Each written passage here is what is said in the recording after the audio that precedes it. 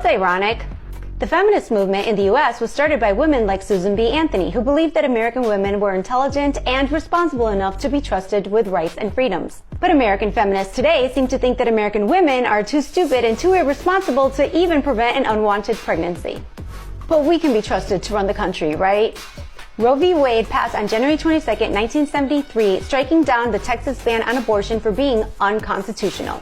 By the way, it was struck down by a Supreme Court made up of 9 men. So all you women screeching that men don't have a right to make laws that govern your body, do better. Anyhow, there weren't many effective methods of birth control back then. Women had no agency, and women who were sexually assaulted were rarely, if ever, believed. Jump to post-Me Too 2022, when women are not only believed, we're encouraged and empowered to speak out. When Supreme Court justices can't even define what a woman is because they're not biologists. When there are over 250 different types of birth control pills on the market with 99% effectiveness. When there are IUDs both with and without hormones that are over 99% effective.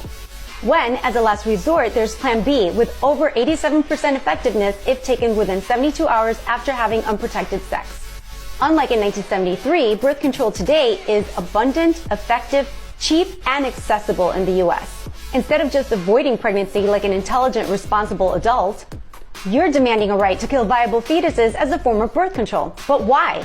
I'll tell you why. Because Pfizer just released the data on its vaccines, and it's not good. Because your government is sending trillions to Ukraine while our economy is tanking.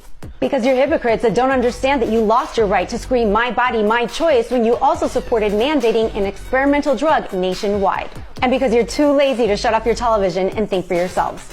You prefer a distraction from the real threats. Those are just too scary.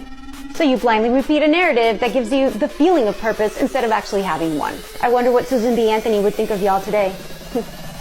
God bless America.